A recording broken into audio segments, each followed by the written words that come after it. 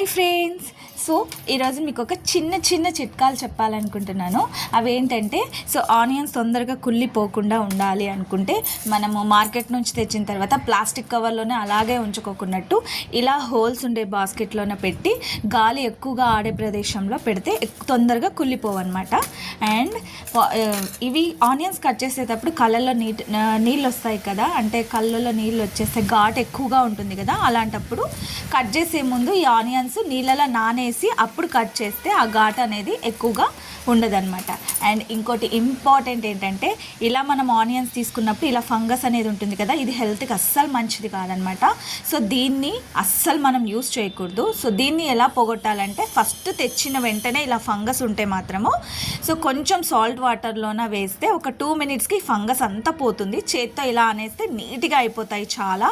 So అప్పుడు మనం use చేసుకోవాలి. సో ఇవన్నీ యూస్ఫుల్ అనే అనిపిస్తూ షేర్ చేసుకుంటున్నాను.